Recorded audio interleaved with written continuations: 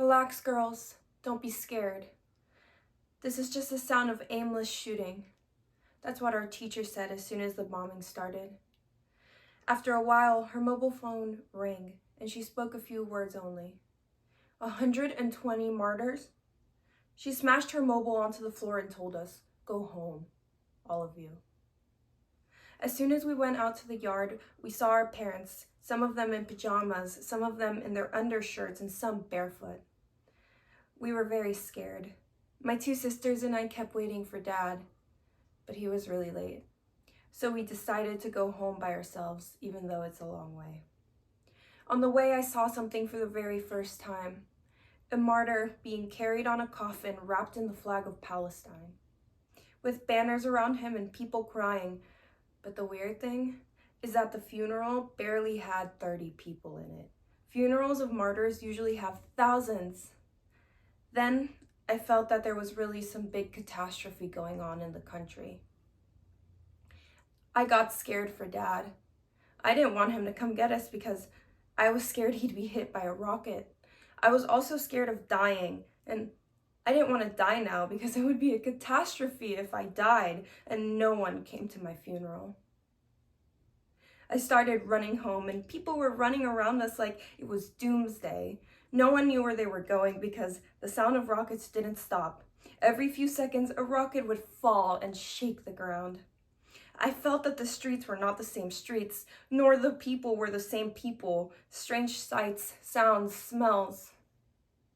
After a war, a lot of things changed inside of me. I started hating. I hated going to the bathroom. From the second I go in, I can't wait to come running out because all of the time in the war, I was afraid they'd hit a rocket onto our house when I'm in the bathroom. And there, one would be great focus, and you know the rest. I also started hating the morning line at school. When the war started, I was in the line. And that's why today, I feel the minutes in the line are hours of fear and worry. All school for me is one pile, and the line is another. I started having terrifying dreams. All night I have a conflict within myself between the desire to sleep and the desire of nightmares. Sleep became a monster hiding behind my eyelids. I stay like that till morning. I don't know when I sleep and when I wake up. I want to become an actress, and this is a hard dream to fulfill in Gaza, especially for girls. I tell myself it's a shame for people in Gaza to be deprived of my talent because I could become an important actress. But if they don't want me, to hell with them. I'll go to any country and I'll act there. Gazans are deprived of everything. It doesn't stop at theater. Sometimes I think people in Gaza can barely find food. How are they going to go to the theater? You know, I wish I could live in a civil, democratic society with peace and 20 cinemas and keep watching movies and flying in my imagination and dreaming. All my life, I thought Gaza was the biggest and most beautiful city in the whole world. But once I went to Jaffa with my dad and came back, and my head was spinning. After that, I felt Gaza was the size of a needle hole and wasn't beautiful, and it keeps getting smaller and worse. No one can breathe, and on top of it all, we're not allowed to travel. Every time I walk the streets of Gaza, I suffocate.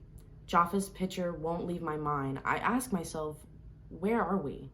We're so far from the rest of the world, and that's why I'm always at sea, because I feel it's not from Gaza. I keep writing my name on the sand and the waves come and erase it. But before the war, I wanted to be an electronics engineer. But since the war, I hated going to school. I feel I won't be anything important in my life, and even if I will, so what? It's all the same in the city. And am I ever going to be the prettiest flower on a garbage heap? When the bombing began, all the schools in Gaza went home, except us. The principal wouldn't let us leave. The kids freaked out, and in the second, they were out on the schoolyard. The weird thing is that I'm in the Zayutana school, and the one near the Ministries of Passports, which got hit first. With the first hit, a piece of rocket flew onto the biggest tree in the school and sliced it like a sugar cane. As soon as we saw that, no one stayed in school. Students, teachers, or the principal. We fled for our lives. I thought the only martyr that I would see in the war is the tree. But as soon as I got home, there were 4 more martyrs on our street, as though waiting for me to say goodbye to them. When I was done with that, 3 more martyrs from the same family on our street arrived. As soon as we buried them and returned them, our neighbor's house, 2 houses down the street, was bombed by the army and the house was wiped off the ground. Everyone died. I felt most sad for the little girls. I felt the war was targeting me alone. Out of all the people in Gaza, all day I had been seeing martyrs. In the Shifa hospital, I saw a sight that I will never forget. Hundreds of corpses on top of one another. Their flesh, their blood, their bones, all melting on each other. You wouldn't know the woman from the man or even the child. Piles of flesh on the beds and lots of people screaming and crying, not knowing where their kids are and their men and their women. The night I came home from the hospital and was awake until the morning from fear, I thought that it would only be that night I couldn't sleep, but till today I see them in front of me and I can't sleep. All the neighborhood kids loved him. He was calmer than a breeze. He would take his pocket money from my father and give it to me. Everyone loved him. His friends came and he went with them to school. They went out running like butterflies, flying off the ground like the world was created for them. The Israeli planes were in the air. The sound of the helicopter was like a monster waiting to pounce on its prey. A car of wanted men was driving along Yarmouk Street, and the butterflies were near the car. The butterflies didn't know that this car would be the fire that would burn them. A rocket fell on the car. My brother Tariq flew 5 meters off the ground. He flew higher than the car, then came down walking. Nothing was the matter with him. The ambulance came and took the corpses. People told him to get into the ambulance, but he told them, "Nothing is the matter with me," and he kept going to school. 100 meters later, he put his hand on his heart and fell down like a martyr. I was in the street waiting for the school bus, and my sister told me to go see what's going on. I did, and I didn't see Tariq, and I went off to school. While I was in class, my uncles came and told me, "You will take 3 days off of school." I didn't suspect anything. We got in the car. My uncle told the driver to turn off the news. Then I started getting suspicious because my uncle loves the news. We got home and there was a big crowd of people around. Before I went down, I saw my father sitting on the chair crying. It was the first time I saw my father cry. And he was holding the picture of my brother Tariq. I asked him, "Dad, was my brother martyred?" He said, "God have mercy on his soul." The ambulance brought him from the hospital. We all ran to him to say goodbye. He was sleeping like an angel with a book that he'd been carrying still in his hands. My father refused to let us go with him to the cemetery, but I got in the car and went and said goodbye to him and read the Fatiha prayer on his grave. I kept going for 3 months every day to sit at his grave and talk to him. At night, I stare at his picture in the room with the hero martyr Tariq written on it.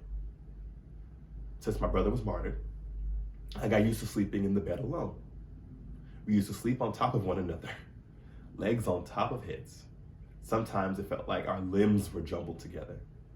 But today, I have the bed all by myself. And I'll never forget my brother Tariq.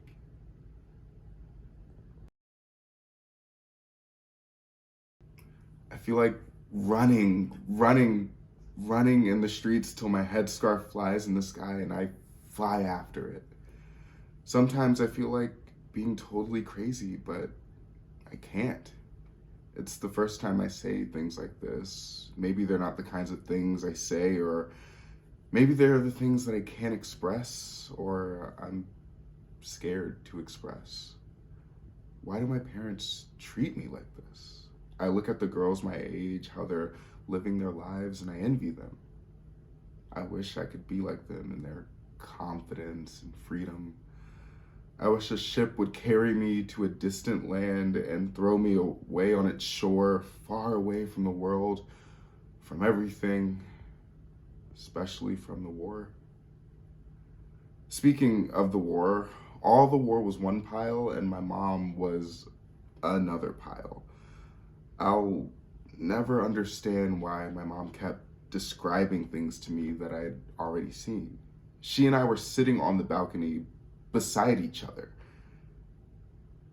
and they bombed our neighbor's house, and one of our neighbors died. We saw how the house was destroyed, how the corpse flew out onto the street, and you can imagine what happened to the family. Did it end? No, it didn't. Mom started telling me about how our neighbor's house was bombed and how our neighbor flew from the house, like she was talking to someone who wasn't right there, who hadn't been standing with her. And on it went, stories from Mom all throughout the war, and I was the only listener. We'd be sitting watching TV, and they would say that there was a bombing or a destruction at some place. The report would be 15 minutes, but Mom's repeated report would be 2 hours long. She'd talk about the report like I hadn't been there with her. I started to doubt myself. Had I been sitting with her or not? I swear I was there. I was really there. I was sitting next to her. Anyway, thankfully, Mom isn't with you. Otherwise, she'd give you a headache with her stories.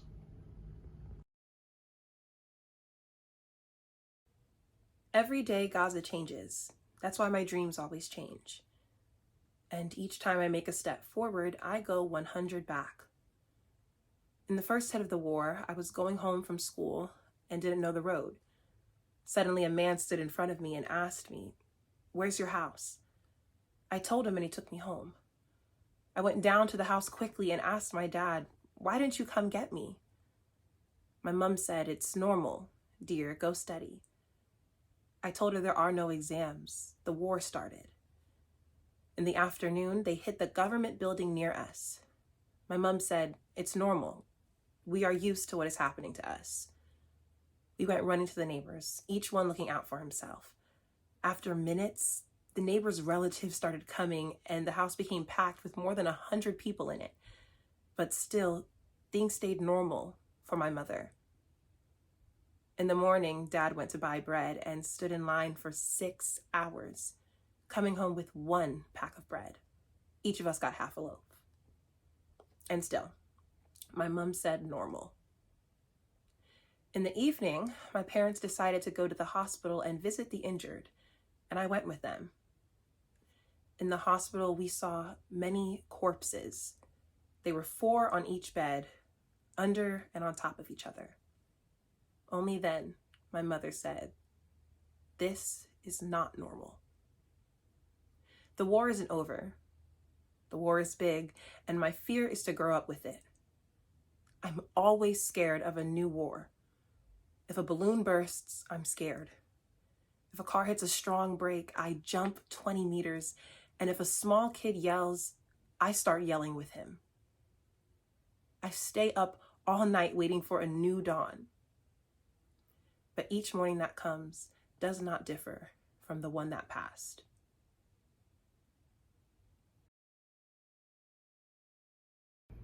Gaza's fish ran away, but people were not able to. They opened the sewage into the sea, and if the sea could talk, it would tell them, "Shame on you for what you are doing to Gaza and me." Instead of music and acting schools, Gaza became a school for shooting and murder. I'm very scared by nature. I'm scared of cockroaches and birds, and I worry day and night. The first day of the war, all of the girls went home except me.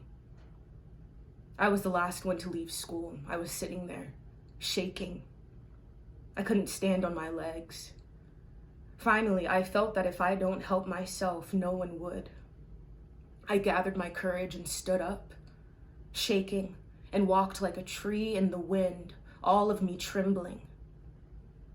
People were walking near me, but no one felt me. The sounds of rockets got louder, and the horror in my heart grew deeper. Usually, the distance from school to my house is half an hour, but that day I got home in 15 minutes because of my fear. It was the time I was most scared in my life. Every second I thought I would die.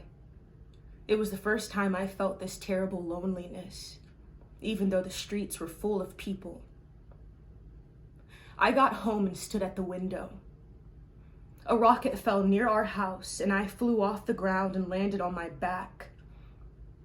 For the whole war, I couldn't stand at the windows. I started sleeping in an inner room that doesn't have a single window. I think I'm still scared till today, but I pretend not to be.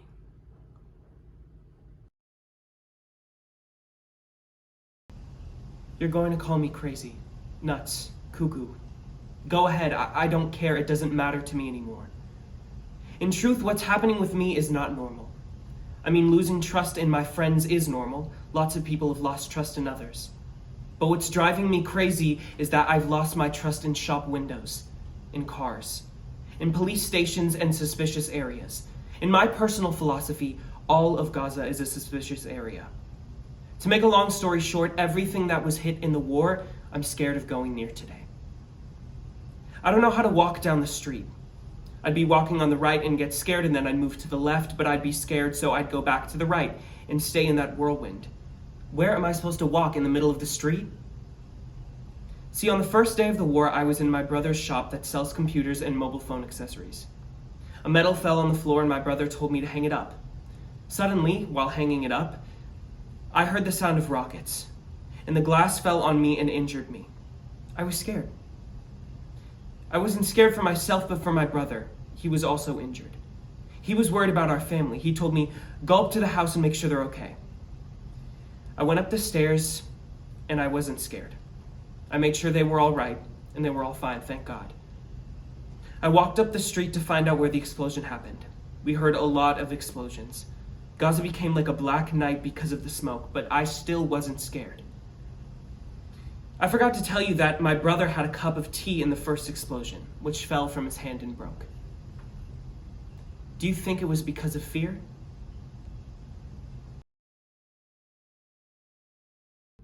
What do you want me to say about Gaza? From when I became aware of it, I was sad about everything inside of it, especially the kids, the adults, the youth, the girls, the animals, stones and trees, everything in it is crying. I'm looking for nice words to say and I can't find them. The sea is the only thing that helps me dream. When I stand on the shore, I can imagine Cyprus, travel to Paris, fly to Rome, all while standing in the same spot. I go around the world, and in the end, I land in my bed in a house in the middle of the refugee camp. I go back to the reality of Gaza, the dirty market, overflowing sewage, the carts, what's on top of the carts, the suffocating smell, and the silent people who can't speak. When I look at the clock and it's 11:55, I start shaking and my heart beats faster, and I feel the war started again. Not only the clock scares me, but everything that flies does, even the flies. I can't tell anyone about my fears so they don't call me a wimp or a sissy. I'm most afraid for my older brothers. When a fly lands on them, I feel like it's gonna kill them. I start shouting and I run away from the place, and that's why now I escape outside the house all the time, because so many flies.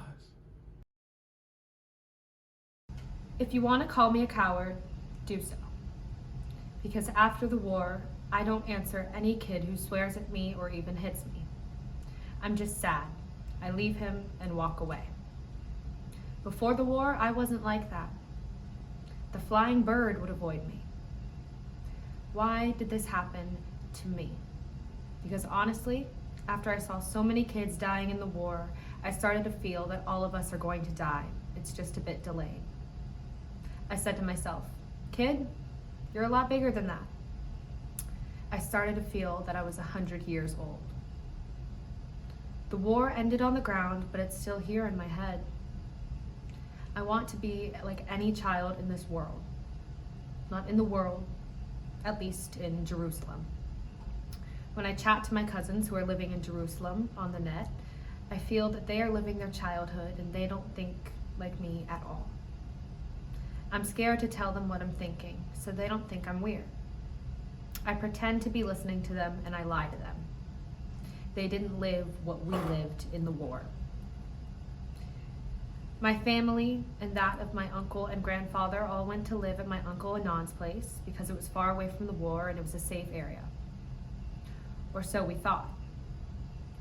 The next day, there was bombing on the street next to my uncle's house, and the wall behind the house collapsed. The third day, my uncle, at whose house we were staying, went to buy foul beans and falafel for breakfast. When he returned, he parked the car at the door of his house, and before he went down to the car, a rocket fell on him. The upper half of his body fell on the asphalt, and when the ambulance came, they took out the lower half from the car. The paramedics went and collected the upper half in a plastic bag and took him to the hospital. Everyone started wailing and screaming, and my mother started asking God to bring him back safe. I don't know. Was she lying to herself or to us? Of course my uncle didn't come back, and he won't come back safe. Our future in Gaza is obscure and unknown. Like a calm volcano that can erupt at any second. As if we're on a boat without a captain in the midst of a raging sea. We go right and left, and no one knows where to lean. I hear that in other countries, childhood is sacred, and children live their lives without problems and fear. But Gaza's children are forgotten and outside of the picture. They're the ones who feel the injustice the most, because society treats them like they're not kids. When it wants, it makes them adults, and when it wants, it returns them to being children. And most people deal with them like they're only bodies and not minds. When I see a child pedaling in the street or working in a shop, I imagine how the children of the world are playing, resting, feeling safe. Honestly, my heart breaks for them, and sometimes I cry.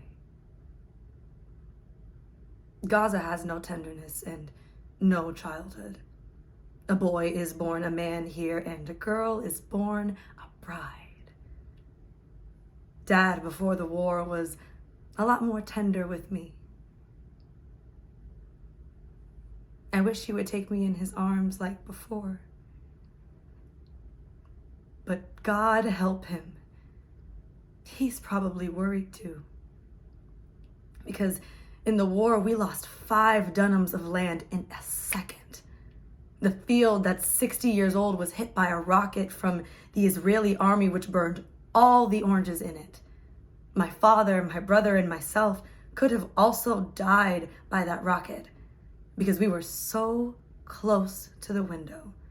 If Dad hadn't thrown me on the ground, all the shrapnel would have hit me. After the war, I visited Rafah Crossing and saw the flags of Palestine and Egypt next to each other, separated by a wire. I felt the difference between the two flags and that this wire is the border of this big prison that we live in. I felt how stupid and unjust is the world, and I felt like breaking all the borders and ending all the differences between the races and religions so that everyone in the world would be brothers. My dream became to live in a safe country, even in a small village, in a distant island at the end of the world.